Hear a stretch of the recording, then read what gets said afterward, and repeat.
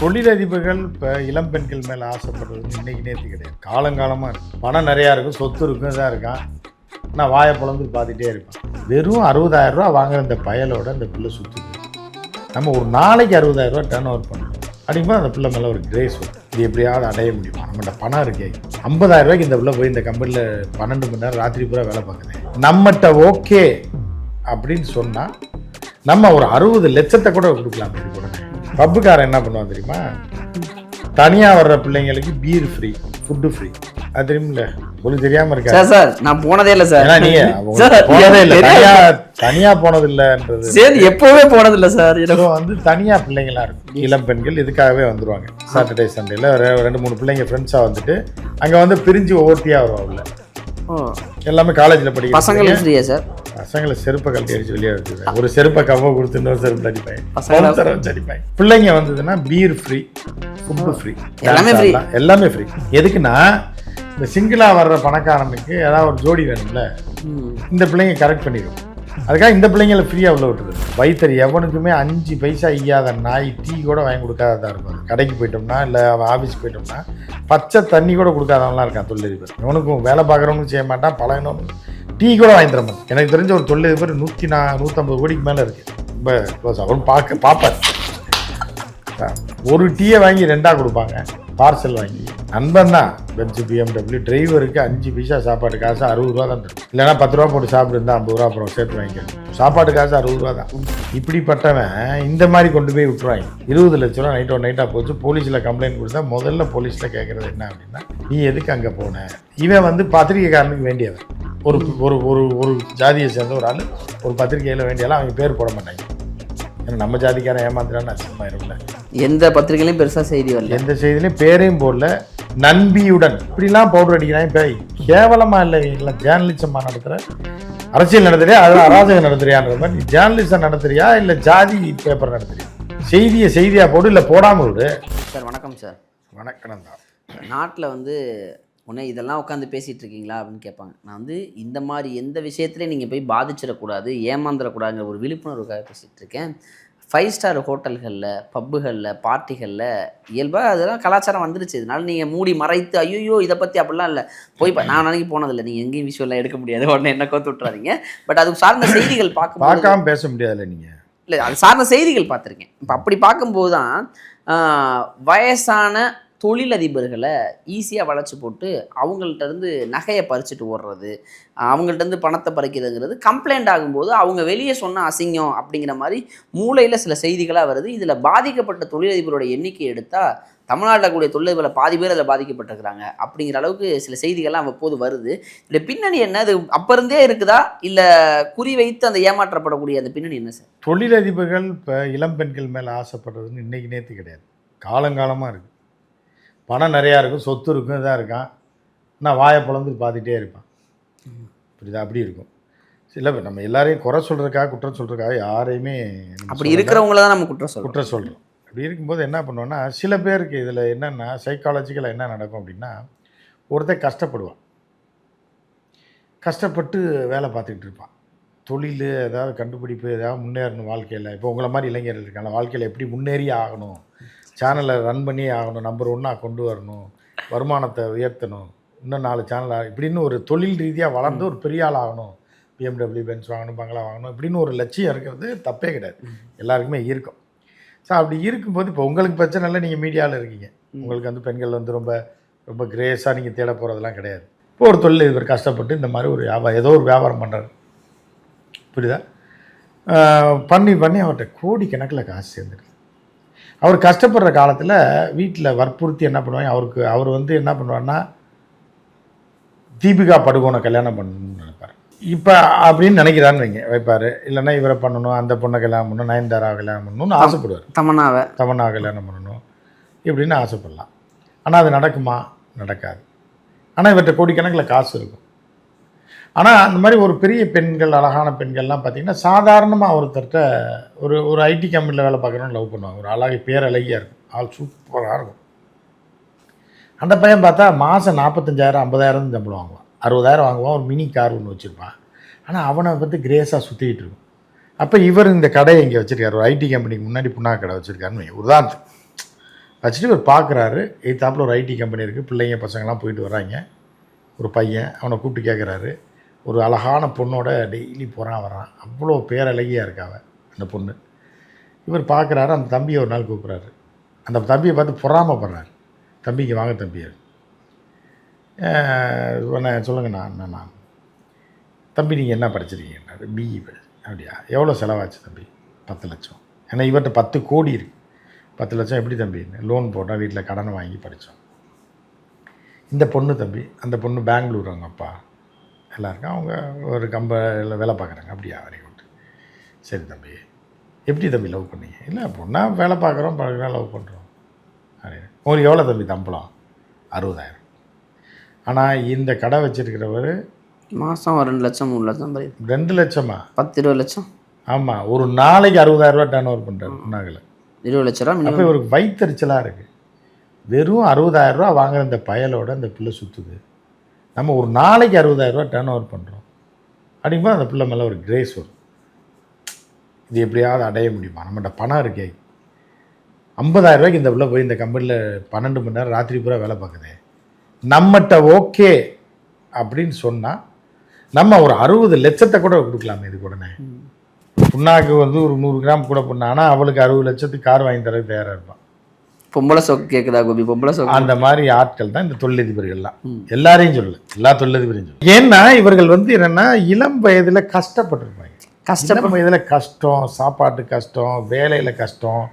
நீங்கள் 24 மணி நேரம் ஒரு விஷயத்தில் கான்சென்ட்ரேட் பண்ணால் தான் அதில் வெற்றியே பெற முடியும். அப்போ நீங்கள் உங்களுக்கு பெண்ணு, இப்போ தண்ணி, சரக்கு, சிகரெட்டு, ஈஸியார்னு சுற்றிக்கிட்டு இருந்தீங்கன்னா நீங்கள் சம்பாதிக்க முடியாது.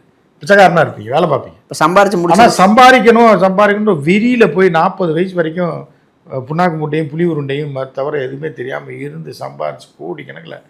அந்த நேரத்தில் பார்த்தா 25 வயசு 26 வயசு ஆனால் அவங்க இப்போ வீட்டில் பார்ப்பாங்க, பையன் ரொம்ப கஷ்டப்படுறான், அவனுக்குன்னு ஒரு பொண்ணு வேணும்னு. ஒரு கலரில் இருக்க ஒரு பொண்ணு, அதை சொன்னால் இந்த கலரை ஏன் சொல்கிறேன்னு வாங்கி ஒரு செக்கச்சவேர்னு ஒரு பொண்ணை கல்யாணம் பண்ணி வச்சுருவேன். பெண்ணை கல்யாணம் செய்து அப்படி முடிச்சிடலாம். இந்த செக்கச்சவேர்னே வச்சுக்கோங்க. செக்கச்சவேர்னு ஒரு பொண்ணை பிடிச்சி கல்யாணம் பண்ணி வச்சுருக்கேன். பலன். அப்போ என்ன ஆகும் அவருக்கு? அந்த மனைவி, அவளுக்கு குழந்தைகள் எப்படி இருக்கும்? ஆனால் இவனுக்கு மனசுக்குள்ளே ஒன்று ஓடிட்டே இருக்கு. நம்ம வந்து யாரை நினச்சோம், ஆனால் நமக்கு கடைசியில் கல்யாணம் ஆனது யார் அப்படின்னு 40 வயசில் யோசிப்பான். இளம் வயசில் ஏமாந்துட்டோம் போல். நமக்கு வாழ்க்கை என்ன இருக்குது? 40 வயசு தான் நமக்கு ஆகுது. இந்த இப்போ 20 வயசுலேருந்து 20 வருஷமாக கஷ்டப்பட்டு நைட்டு 2 மணிக்கு படுத்து 5 மணிக்கு எந்திரிச்சு இப்படி நம்ம வாழ்க்கையை தவிட்டு புண்ணாக்கலையும் போயிடுச்சு. இனிமே நம்ம வாழ்க்கையில் இறங்கலான்னு பார்த்தா வயசு 45 ஆயிடுச்சு. இன்னும் எங்கே போய் இளம்பின கரெக்ட் பண்ண முடியும்? பணம் இருக்குது, ஆனால் அந்த லிங்க் இல்லை. சில தொழில்களில் ஆட்டோமேட்டிக்காக லிங்க் இருக்கும், அப்படி போகும் வரும், அது வேறு. சில தொழில்களில் வந்து பெண்களே நான் தான் சொன்னல, பெண்களே அந்த பக்கமே வந்தால் தானே நீங்கள் லிங்க் பண்ணுவீங்க, லவ் பண்ண முடியும். ஸோ சாணி தட்டுற கிளவி தான் வரும் எங்கே புண்ணாக்கு வாங்கல. ஸோ அப்படி இருக்கும்போது இவரால் இருக்க முடியல. அப்படிங்கும்போது என்ன ஆகுனா, ஏதாவது ஒரு பெண் வரும் கொஞ்சம். அந்த பெண்கள் எப்படி இருப்பாங்கன்னா, நல்ல வீட்டு பெண்கள் எல்லாம் இருக்காது, அது ஒரு நாதாரியாக இருக்கும், அது கஷ்டப்படுற ஈத்தர ஃபேமிலியாக இருக்கும். இப்போ கொஞ்சம் பார்க்குறதுக்கு இதாக இருக்கும். அப்போ இந்த ஆளை பார்க்கும், ஆஹா இவன் வந்து பெண் மோகம் பிடித்தவனாக இருக்கான் அப்படின்ட்டு. பொம்பளை சோக்கு பிடிச்ச அவனை பிடிச்சிடலான்னு சில பேர் என்ன பண்ணுவாங்க, கல்யாணம் ஆகி செட்டில் ஆகி அவனை சாவடி அடிப்பாங்க. கல்யாணம் ஆயிரும், ஏன்னா கோடிக்கணக்கில் காசு வச்சுருக்காங்க. எனக்கு தெரிஞ்ச ஒரு கல்லூரி ஓனர் 5 கல்லூரி வச்சுருக்காரு, 500 கோடி ரூபாய்க்கு மேலே சொத்து இருக்கு. ஒரு பிள்ளை அழகாக 18 வயசு தான், ஏற்கனவே அந்த ஆளுக்கு 55 வயசு ஆச்சு. அந்த கல்யாணம் பண்ணும்போது 58 வயசு, மனைவிக்கு 53 வயசு. ஏன்னா பையன் இருக்கான், ஏன் சொத்துடா, ஏன் காசுடா, நான் அப்படி தான்டா, ஏன் இஷ்டப்படி தான் நான் வாழ்வேன்னு எழுப்பறா துரத்துட்டு 19 வயசில் ஒரு காலேஜ் பிள்ளையை கல்யாணம் பண்ணார். அவள் கரெக்டாக பிளான் பண்ணி கஷ்டப்படுற வீட்டு பிள்ளை, ஆள் சூப்பராக இருக்கும். அதுக்கு இன்றைக்கி 28 வயசாச்சு, அந்த ஆளுக்கு 68 வயசாச்சு. கரெக்ட் பண்ணிடுச்சு இவரை. கரெக்ட் பண்ணி இப்போ அந்த காலேஜோட ராணி அது. இந்த ஆள் கை கட்டி தான் நிற்பான் அந்த பிள்ளைகிட்ட. மனைவி மிக பிரபலமான ஒரு கல்லூரி, சென்னை அவுட்டரில் தான் இருக்குது, முடிஞ்சால் கண்டுபிடிச்சிங்க. இப்போ பார்த்தோன்னா மகாராணி மாதிரி அது கால் மேலே கால் போட்டு இப்போ தான் அதுக்கு 28-30 வயசு ஆகுது. அப்படி உட்காந்துருக்கு முதல் ரோவில் காலேஜ் ஃபங்க்ஷன்லலாம் மேடம்னு எல்லாம் அங்கே இருக்க பூரா கும்பிடுவாங்க. அது வந்து பார்க்குது, நீ எல்லாம் காசு வச்சுருக்கேன்னு என்னைய கரெக்ட் பண்ணி இது பண்ணியிருக்க, உன்னைய நான் அடிமை ஆக்கிறேன் பாருங்க. இது ராணி மாதிரி உட்காந்துருக்கேன், அந்த ஆள் டம்மி பீஸ் மாதிரி உட்காந்துருக்கான். இத்தனைக்கு 30 வருஷம் கஷ்டப்பட்டு அந்த சாம்ராஜ்யத்தை உருவாக்கி ஒரே ஒரு விஷயத்துக்காக இவன்கிட்ட கொடுத்துட்டு போயிட்டு போச்சு எல்லா காலம். இது லீகலாக ஆட்டையை போடுறதுன்னு ஒரு கும்பல் இருக்குது. இந்த மாதிரி பெண்கள் அது அறிவு பயங்கர டேலண்ட் வேணும். போய் இது பண்ணி கரெக்ட் பண்ணி டோட்டலாகி சாதாரண லோயர் மிடில் கிளாஸில் இருந்த பிள்ளை அது. இன்னைக்கு பார்த்தா ராணி மாதிரி இருக்கு. இறங்குனா பென்ஸு, ஏறினா BMW இருக்கு. இந்த கேட்டகரி ஒரு மாதிரி. இப்போ நம்ம பேச வர்றது என்ன அப்படின்னு பார்த்தீங்கன்னா, தீபிகா படுகோன். தீபிகா படுகோன் இல்லை, இது பேர் தீபிகா. Okay okay. அவன் ஆசைப்பட்டது தீபிகா படுகோன்ட மேலே, அதனால தீபிகாவை அடைஞ்சே தீர்வேன்னு சொல்லி இந்த தீபிகாட்ட மாட்டி அவன் தீபிகா கேவலமாக மாறிட்டான். சரி, இப்போ இதில் என்ன நடந்திருக்குன்னா, இதில் அடுத்த கட்டமாக என்னென்னா, பெண்கள் எங்கே போய் கரெக்ட் பண்ணுவாளுங்கன்னா விவரமான ஆள் ஈசிஆருக்கு போயிடுவாங்க. ஈசிஆரில் போனால் அந்த தொழில் ரியல் எஸ்டேட் பண்ணுறவன், இப்போ இந்த தாத்தன் இடத்த விற்று பணக்காரனானவன், திடீர் பணக்காரனானவன், திடீர் கோமாளிகளாம் ஆனவன்லாம் என்ன பண்ணுவான்னா, ஈசிஆர்ன்றாங்க, பப்புன்றாங்க, பார்ன்றாங்க, என்னதான் இருக்குன்னு. ஆனால் இவனுக்கு இடமும் தெரியாது. அதுக்கு யாராவது ஒரு பையங்களை கரெக்ட் பண்ணுவாங்க, தம்பி அப்படி இப்படின்னு தேடுவாங்க. ஆமாண்ணா நான் அவங்க சொல்ல மாட்டாங்க. சில விவரமானவன் என்ன பண்ணுவான்னா, சரி இவனை வச்சு 10 நாளைக்கு குடிக்கலான்னு, தெரியும் நான் போகலாண்ணா, வாங்கண்ணா ஈஸியாக இருக்கு, நான் எந்த பப்புக்கு நான் போகலான்னு. சரி, பப்பை காமிக்கிறதே பெரிய விஷயம் இல்லை. தனியாக போக முடியாது. எல்லாம் தொழிலதிபர் 45 வயசு 46 வயசாக இருக்கும், 50 வயசாக இருக்கும், பிள்ளைங்களாம் வருவாங்களாப்பாண்ணா. அதெல்லாம் பப்புக்காரன் என்ன பண்ணுவான் தெரியுமா, தனியாக வர்ற பிள்ளைங்களுக்கு பீர் ஃப்ரீ, ஃபுட்டு ஃப்ரீ. அது தெரியுமில்ல, உங்களுக்கு தெரியாமல் இருக்கா சார்? நான் போனதே இல்லை சார். ஏன்னா நீங்கள் போனதே இல்லை, தனியாக போனது இல்லைன்றது. சரி, எப்போவே போனதில்லை சார். இப்போ வந்து தனியாக பிள்ளைங்களாம் இருக்கும், இளம் பெண்கள் இதுக்காகவே வந்துடுவாங்க. சாட்டர்டே சண்டேல 2-3 பிள்ளைங்க ஃப்ரெண்ட்ஸாக வந்துட்டு அங்கே வந்து பிரிஞ்சு ஒவ்வொருத்தியாக வருவா உள்ள. எல்லாமே காலேஜில் படிக்கிற பசங்களுக்கு ஃப்ரீயா சார்? பசங்களை செருப்பை கழட்டி அடிச்சு வெளியே எடுத்துருவாங்க. ஒரு செருப்பை கவ்வ கொடுத்து இன்னொரு செருப்பில் அடிப்பாங்க, வச்சு அடிப்பாங்க. பசங்களா பிறந்து பாரா நீ அப்படின்னு சொல்லி வந்திருக்கேன், தனியாக வந்திருக்கேன், ஓடுறா இப்போ காசு தானே போறியா இல்லையாடான்னு துரத்தி விட்டுருவாங்க. பிள்ளைங்க வந்ததுன்னா பீர் ஃப்ரீ, ஃபுட்டு ஃப்ரீ, எல்லாமே ஃப்ரீ. எதுக்குன்னா, இந்த சிங்கிளாக வர்ற பணக்காரனுக்கு ஏதாவது ஒரு ஜோடி வேணும்ல, இந்த பிள்ளைங்க கரெக்ட் பண்ணிடும். அதுக்காக இந்த பிள்ளைங்களை ஃப்ரீயாக உள்ள விட்டுறது. இது என் பாட்டு போட்டு ஆடிட்டு இன்னொருத்தன் வந்து கட்டி பிடிச்சி ஆடும், அப்படி ஆடிட்டு அப்படி ஜாலி பண்ணிவிட்டு அப்புறம் அவன் கரெக்ட் பண்ணான், அவன் ஏதாவது காசு கொடுத்து எதாவது வாங்கி கொடுப்பான், அது அப்படி போகும். அது வேறு மாதிரி போகும்னு வச்சுங்க. ஓகே, கேவலமான ஒரு இடமா இருக்குன்னு சொல்லி முடிச்சிருங்க. அப்படிலாம் சொல்லக்கூடாது நீங்கள் அப்படிங்கிறீங்களா? கேவலமா? இப்போ நீங்கள் விரும்பி போகிற இடத்துல நீங்கள் கேவலமான்னு எப்படி சொல்லுவீங்க? அப்படி சொல்ல வரீங்க, கௌரவமாக சொல்லி உங்களை சொல்கிறேன், கௌரவமாக சொல்லிக்கிறீங்க. ஸோ வந்து என்ன ஆகுதுன்னா, அந்த பப்பில் போனவுடனே என்ன ஆகுதுன்னா, இது மாதிரி சிங்கிள் பிள்ளைங்கன்னு தனியாக இருக்கும், புரியுதா? அப்புறம் ஆட்கள் இருப்பாங்க. இப்போ இங்கே வந்து இந்த பையங்க என்ன பண்ணுறாங்க, தொழிலதிபரோட போவாங்க. அவங்க என்ன பண்ணுவாங்க, அண்ணன் காசு செலவு பண்ணுறாரு அப்படின்னு தனியாக போகிறவன் தனியாக தான் ஆடணும். அங்கே போய் கூட்டத்தோட ஆடினீங்கன்னா அவங்களை பிடிச்சி கலந்து பிடிச்சி தள்ளி விட்டுறான் பவுன்சர். சிங்கிளாக போகிற பசங்க சிங்கிளாக தான் ஆடணும். சிங்கிளாக போகிற பசங்களை உள்ளே விட மாட்டாங்க, அலோடே கிடையாது. 2 பசங்களாக வந்தால் விடுவாங்க, நீங்கள் 2 பேரும் என்கிட்ட ஓரத்தில் குத்தாட்டம் போடுவாங்க. ஸோ இப்படி இருக்கும்போது என்ன ஆகுதுன்னா, அந்த தொழிலதிபர் போய் முதல் டைம் போவான், ஆன்னு பார்ப்பான், என்ன எல்லா பிள்ளையும் குட்டப்பாவோட விலை தான் போட்டிருக்கும், சிங்கிள் இதான் போட்டிருக்கும். போட்டு ஆடும்போது அப்படியே உட்காந்து அந்த சரக்கு அடிச்சுட்டு பார்த்துட்டு இவனுக்கு வாங்கி கொடுப்பேன். தம்பி என்ன தம்பி, அண்ணே சத்தம் போடாதீங்கண்ணே, பேசாமல் உட்காந்து பாருங்கள். இப்போ நம்ம ஆட முடியாது தம்பி, நம்ம யாராவது ஒருத்தரை கூப்பிட்டு வந்தால் தானே ஆட முடியும். இல்லைன்னா நம்ம போய் ஆடினோன்னா பவுன்சர் அப்படியே கொத்தா தூக்கி போட்டுருவானே, மரியாதை போயிடுவேன். இப்போ 10,000 செலவாக அன்னைக்கு. இவனும் குடிச்சு நல்லா தின்னுட்டு இவன் காசில் இதெல்லாம் என்ன பாரு, ஈஸியாக இன்னொரு பார் பப் இருக்குது, மிரண்டுருவீங்க. என்ட்ரி ஃபீஸே 10,000. பரவாயில்ல தம்பி, போகலாம் தம்பி. அதான் கோடிக்கணக்கில் புண்ணாக்கு காசு வச்சுருக்கானே, வேறு எங்கே போய் செலவு பண்ணுறது? அங்கே புண்ணாக்கு 100 கிராம் கூட போச்சுன்னா அவனை மண்டையில் கொட்டுவான், டேய் என்ன நிற்கிற, தராசை நிற்க தெரியாது அப்படின்மா. இங்கே பார்த்தீங்கன்னா 10,000 என்ட்ரி டிக்கெட் வாங்கன்னு போயிடுவான்.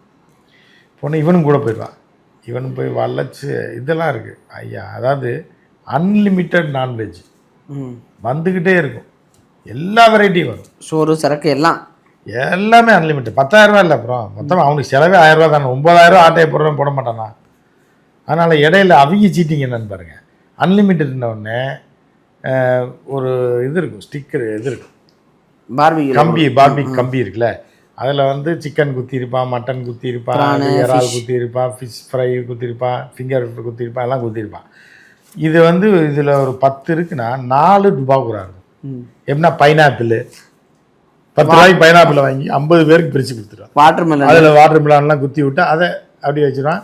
இவன் போதையில் அதையும் தின்ட்டுருவான். ஏன்னா இது குறையும்ல, வயிற்றை நிறச்சி விட்டுறது. எடுத்த உடனே வாட்டர் மிலான்னு சூப் ஒன்று கொடுப்பான். நீ எங்கே போனீங்கனாலும், எந்த உங்களுக்கு சொல்கிறேன் ஒரு அட்வைஸாக, ஸ்டார் ஹோட்டலுக்கு போனீங்கனாலும் சூப்புன்னு கொண்டாந்து வச்சான்னா இதை கொண்டு போயிரு தம்பி, கொண்டு போய் மாடு பண்ணி இருந்தால் ஊற்றிரு தம்பி, எனக்கு வேண்டாம். அது அந்த பஃபேல, அதாவது அன்லிமிட்டட்னு போய் போகிற இடத்துல அங்கே சாப்பிட. ஆமாம், ஏன்னா நீ அந்த சூப்பை சாப்பிட்ட உடனே முக்கால் வயிறு நிரம்பிடும். அந்த மாதிரியான இதெல்லாம் அதில் கலந்துருப்பாங்க. மைதா மாவு இதெல்லாம் கலந்து கெட்டியாக போய் வயிற்றுக்குள்ளே போய் உட்காந்துரும். அதுக்கப்புறம் நீங்கள் சிக்கன் சாப்பிட்டீங்க 2 பீஸுக்கு மேலே சாப்பிட்டீங்கன்னா வாமிட் வர மாதிரி ஆகிடும்.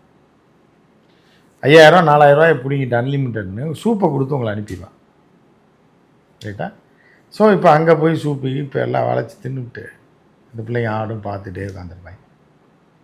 பார்த்துட்டு உட்காந்துருக்கும்போது இப்படி ஒரு பக்கம் போயிட்டு இது இருக்கும்போது இப்படி தான் இந்த இவர் மாட்டுறாரு. யார்? தொழிலதிபர். உள்ளே போயிட்டு அண்ணன்னா ஏதாவது பேர், ஆகப்பெரும் டுபாக்கூர் தொழிலதிபர். இன்னைக்கு வரைக்கும் எந்த பேப்பர்காரன்னு பேரையே போடல, அவர் என்ன தொழிலதிபர்னே போடல. அப்போ எவ்வளோ இன்ஃப்ளூயன்ஸான ஆளாக இருப்பான்னு பார்த்துங்க. இந்த மூதேவி என்ன பண்ணியிருக்காங்கன்னா, இது வேறு, அதை விட்டுருங்க. பப்புக்கு போய் அதுக்குள்ளே போனோம்னா அது பெரிய உலகம், அது தனி உலகம். இங்கே வந்துடுறாங்களா. இப்போ இவன் இருக்கால தீபிகான்றவன் ஒரு பிள்ளை, இவன் என்ன பண்ணுறான்னா, இது ஆகப்பெரும் தருதலை, குடும்பமே தருதலை குடும்பம் தான். குடும்பத்தை விட்டு தனியாக கல்யாணம் வேறு பண்ணி வச்சுறாங்க 16-17 வயசுலேயே இருக்கு. இது பார்க்க கொஞ்சம் அட்ராக்டிவாக இருக்குது. குழந்தை திருமணமா? என்னமோ இப்போ ஒன்றும் தெரியாத மாதிரி கேட்குறீங்க. லவ் பண்ணுற பொண்ணு வயசு என்னன்னு கேளுங்க, 18 கூட இருக்காது. அப்படிதான் இருக்கு. இல்லை சொல்கிறேன், உங்களேன்னு சொல்லலை, பல பசங்க வந்து நீ வந்து குழந்தைன்ற யாரை குழந்தைன்றாங்க, காலேஜ் போகிற பிள்ளையே குழந்தைன்றாங்க.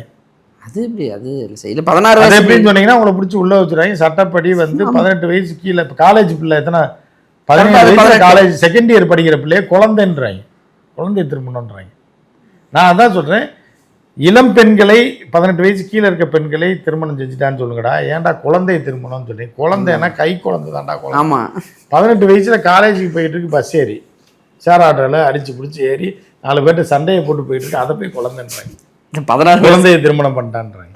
இதெல்லாம் ரொம்ப அக்கிரமம். அதெல்லாம் சட்டத்தில் இருக்குன்னா பேரை மாத்துன்ற, சட்டத்தோட பேரை மாற்றி 18 வயதிற்கு கீழே இருக்க பெண்களை நீ வந்து தொடக்கூடாது, வைக்கக்கூடாது, அதில் போக்சோ சட்டம். அது எப்படி வேணாலும் சொல்லுங்க, 18 வயது கீழேன்னு சொல்லு, குழந்தைன்னு சொல்லாத. அப்போ பச்சை குழந்தையெல்லாம் என்னன்னு சொல்கிறது? இது இப்போ 18 வயசில் இது கட்டடிச்சு இப்போ போய் இதில் உட்காந்துருக்கு தியேட்டரில் 4 பிள்ளைங்க விசில் அடிச்சுக்கிட்டு இருக்கு, அதை போய் குழந்தைன்றீங்க. சரி, இந்த மாதிரி சொல்லக்கூடாது. வார்த்தைகளில் ஒவ்வொரு அர்த்தம் இருக்குது. இளம் பெண்கள்னு சொல்லுங்கள், 18 வயது கீழே இருக்க பெண்களை இந்த மாதிரி பண்ணிட்டான்னு சொல்லுங்கள். சட்டத்தோட பேரையே மாற்றணும் சார். ஆமாம். ஸோ வந்து இப்படி இருக்குது. சட்டம் அது கரெக்டாக தான் சொல்லுது. இவங்க தான் குழந்தைன்றாங்க. பேப்பரில் போடுறவனும் டிவிக்காரனு குழந்தை தொழிலாளி, குழந்தை திருமணம், குழந்தை தொழிலாளர்கள். அப்படித்தான் குழந்தை திருமணம் மக்கள் பார்க்குறவன் என்ன பண்ணால் 8 வயசு பிள்ளை கல்யாணம் பண்ணி வச்சுட்டாங்க போல. அது இல்லை, இதுக்கு 18 வயசு. ஸோ இப்படி போகும்போது இதை இளம் பெண்ணை திருமணம் பண்ணி வச்சுறாங்க. இதுக்கு ஒரு குழந்தை பிறந்தது. இதோட மென்டாலிட்டி பூரா நம்ம அப்படி வாழணும், இப்படி வாழணும், பட்டாடாபமாக வாழணும்னு. அவன் குடும்பத்துலேயும் அன்னாட காட்சி குடும்பம். இது கொஞ்சம் பார்க்குற மாதிரி இருந்தோன்னே இது தெனாவட்டு திமிரில் ஒருத்தன் கல்யாணம் பண்ணிக்கிறான், ஒரு பிள்ளையும் பெற்றுருக்கு. பெற்றுட்டு அந்த பிள்ளையை கொண்டு போய் அவங்க அண்ணன்ட்ட விட்டுட்டு அப்படி ரூரலில் இருக்குது, அவுட்டரில் இருக்குது, காஞ்சிபுரம் மாவட்டத்தில். அங்கேருந்து நைஸாக கிளம்பி வந்து எங்கே ஆட்டையை போட முடியுமோ அந்த மாதிரி இடத்துல ஒரு கல்லூரி இருக்குது, பெரிய கல்லூரி, அந்த ஏரியாவில் வீடு பிடிச்சி தங்கி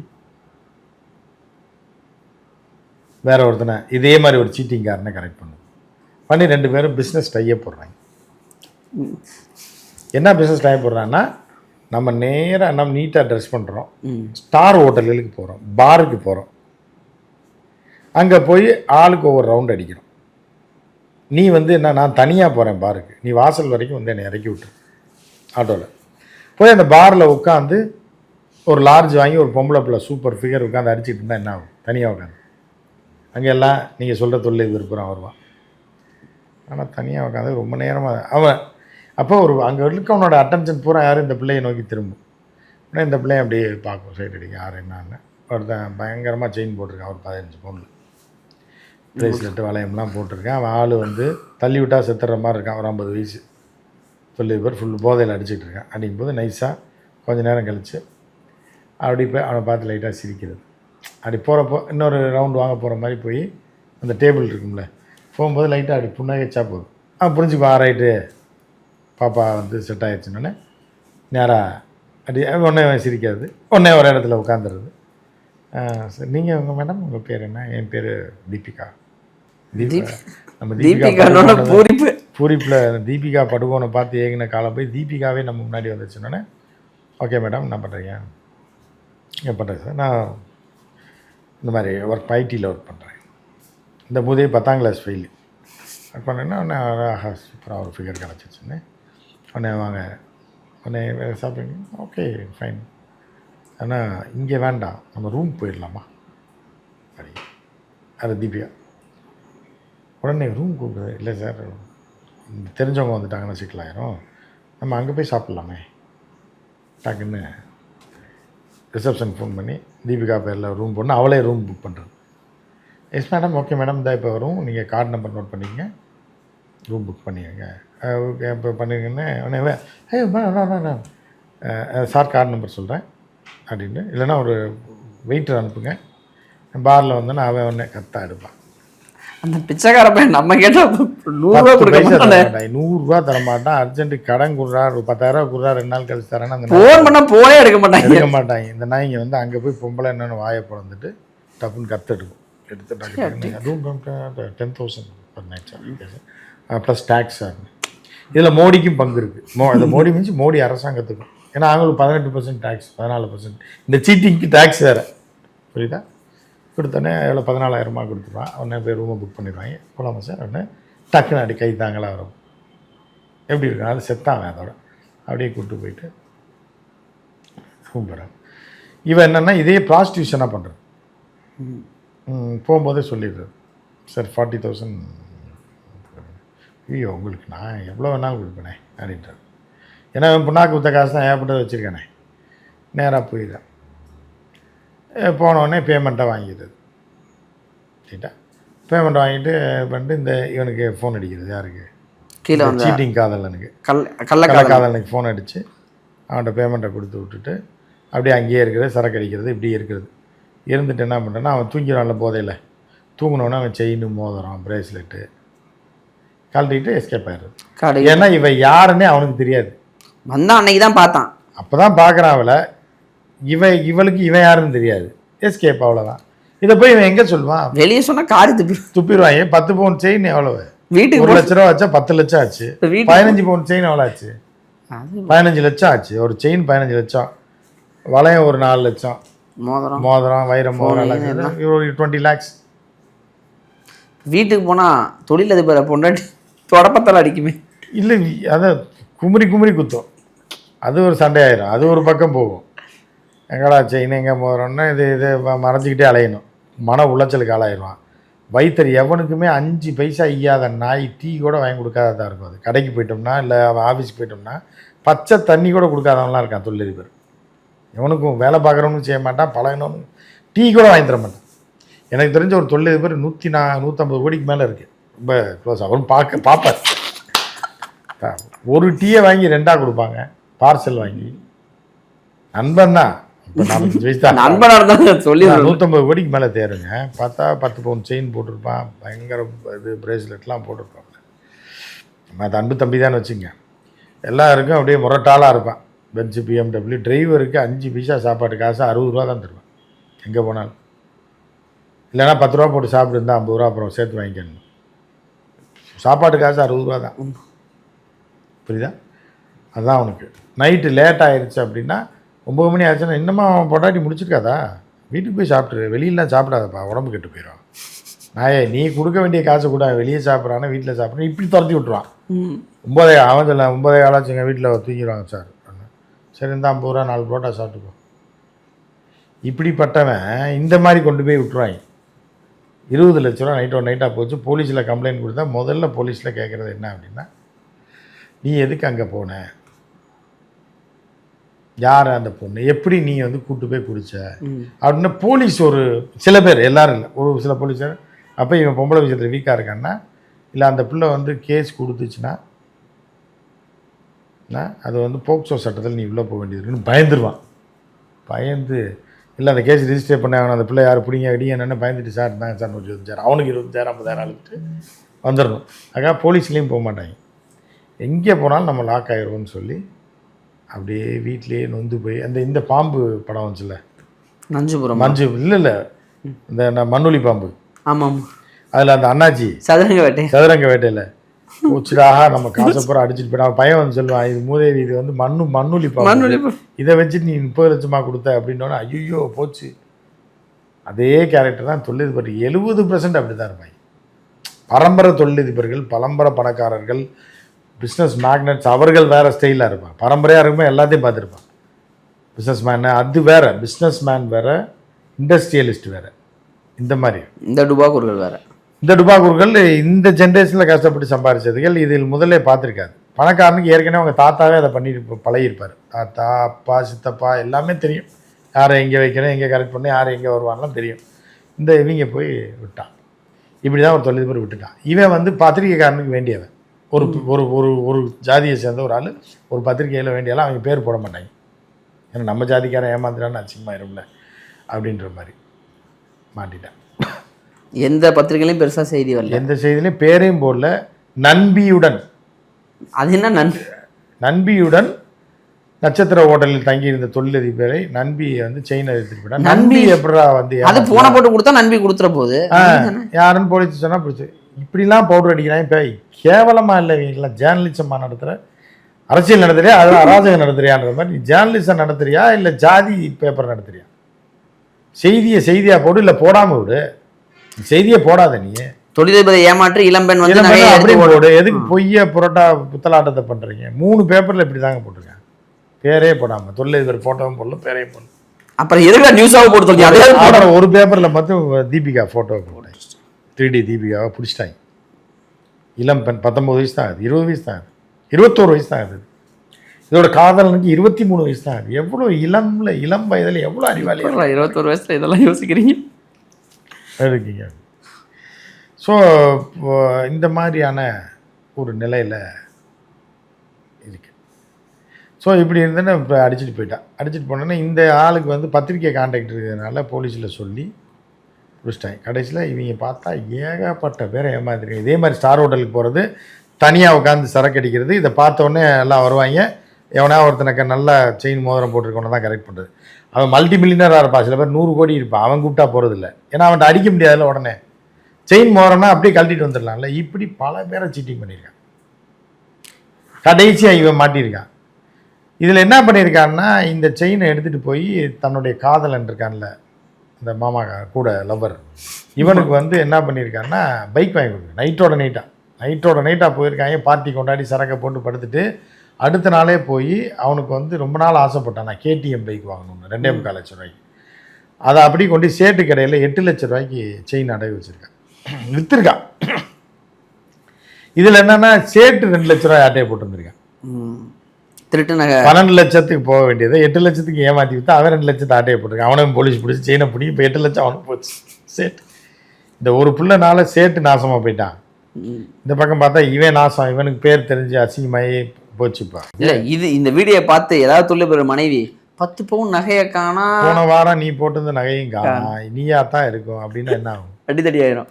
பிரச்சனையா நீ தான் அப்படின்னா அவன் போய் அதெல்லாம் கிடையாது. அவன் உண்மையிலே காரில் போகும்போது தொலைச்சிருந்துருப்பான், எங்கிட்ட விட்டுருப்பான், இல்லை போதையில் எங்கிட்ட எவனா அடிச்சுட்டு போயிருந்துருப்பான்.